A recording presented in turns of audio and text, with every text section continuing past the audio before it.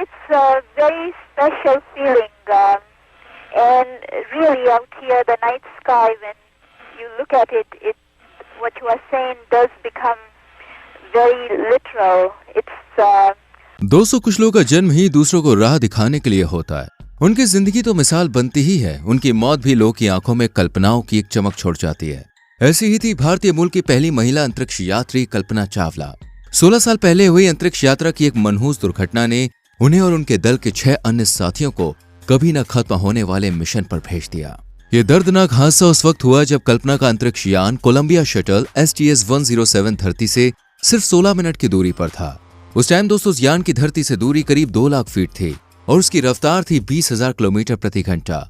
कल्पना और उनके दल की वापसी का अमेरिका के टेक्सास शहर में बेसब्री से इंतजार किया जा रहा था। कामयाब अंतरिक्ष मिशन से लौटने पर इनके भव्य स्वागत की तैयारी थी। कल्पना चावला की वजह से अमेरिका ही नहीं, भारत और दुनिया के कई देश इस मिशन पर नजरें गड़ाए हुए थे।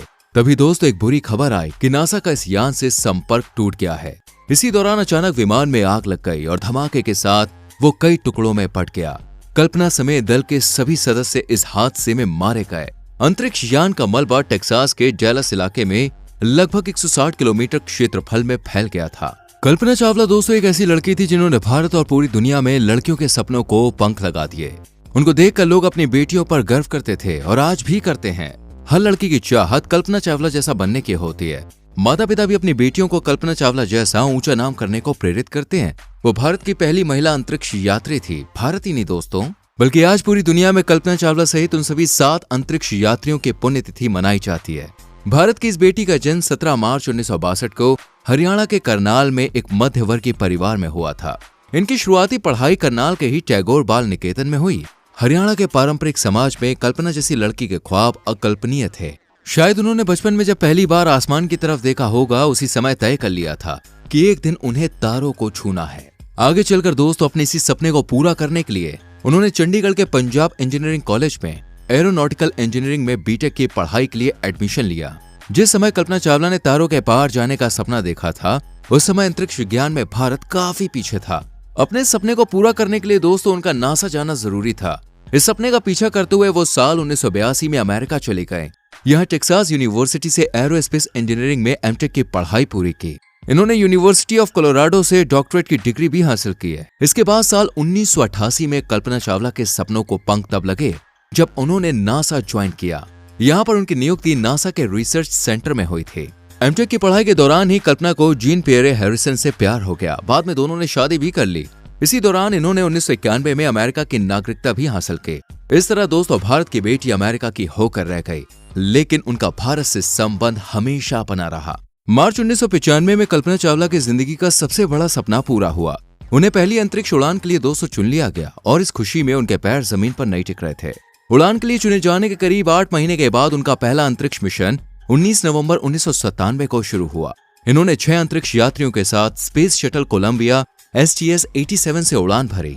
अपने पहले मिशन के दौरान कल्पना ने 1.04 करोड़ मील सफर तय करते हुए करीब 372 घंटे अंतरिक्ष में बिताए और इस दौरान धरती के कुल 252 चक्कर भी लगाए। पिछले मिशन की कामयाबी को देखते हुए दोस्तों, नासा ने कल्पना चावला को अपने दूसरे स्पेस मिशन के लिए सन 2001 में फिर से सिलेक्ट कर लिया।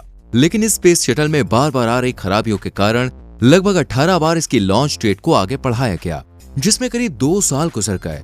और फिर दिन आया 16 जनवरी 2003 का, जिस दिन कोलंबिया स्पेस शटल ने फ्लोरिडा के कनाडा स्पेस सेंटर से अपनी 28वीं और आखिरी उड़ान भरी।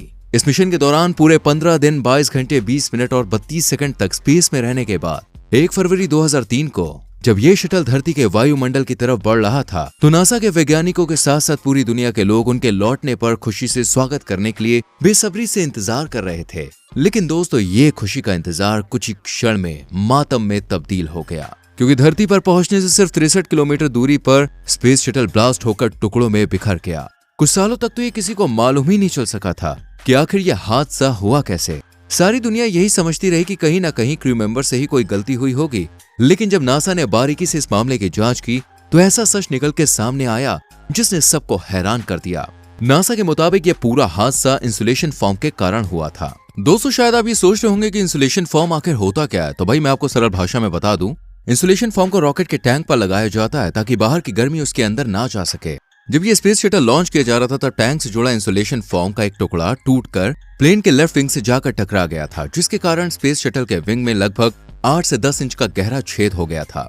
और किसी ने यह सोचा भी नहीं होगा कि इंसुलेशन फॉर्म का एक छोटा सा टुकड़ा प्लेन के विंग को इतना ज्यादा नुकसान पहुंचा देगा कि जब ये स्पेस शटल धरती पर वापस आएगा तब यह हवा के दबाव को झेल ही नहीं पाएगा, जिसके कारण सारी हीट इसके अंदर चली जाएगी और यह भयानक हादसे का शिकार हो जाएगा। नासा के मुताबिक दुर्घटना का असली कारण ये इंसुलेशन फॉर्म ही था। इस हादसे के 10 साल बाद एक खुलासा किया गया कि लॉन्चिंग के दौरान इस फॉर्म के टूटने वाली घटना को नासा की मैनेजमेंट टीम ने देख लिया था और नासा इस बात को पक्के तौर पर समझ गया था कि कोलंबिया स्पेस शटल के सभी क्रू मेंबर्स धरती पर सुरक्षित नहीं लौटेंगे।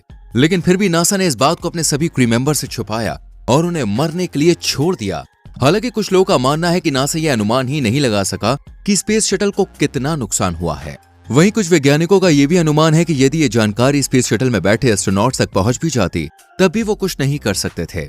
इसके अलावा एक तर्क ये भी दिया जाता है कि नासा के वैज्ञानिक ये नहीं चाहते थे कि मिशन पर गए क्रू मेंबर्स घबरा जाए और अपनी जिंदगी के आखिरी दिन ये सोच कर जिएं कि हम बहुत जल्दी मरने वाले हैं। इसलिए शायद ऐसा कुछ सोचकर नासा ने यह मुश्किल भरा डिसीजन लिया। रिपोर्ट के मुताबिक कोलंबिया में कल्पना के साथ 6 लोग और थे।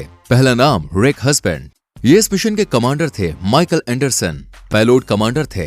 कल्पना चावला के अलावा डेविड ब्राउन मिशन और लॉरेल क्लार्क मिशन स्पेशलिस्ट थे।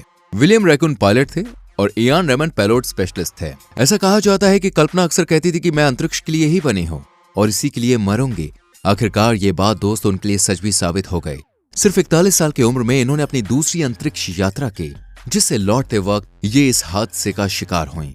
दोस्तों, कल्पना का घर का नाम मोंटू था और वो अपने 4 भाई बहनों में सबसे छोटी थी। कल्पना के बारे में एक खास बात यह भी है कि उन्होंने 8वीं कक्षा में ही अपने पिता से इंजीनियर बनने की इच्छा जाहिर कर दी, लेकिन उनके पिता चाहते थे कि कल्पना एक डॉक्टर या फिर टीचर बने।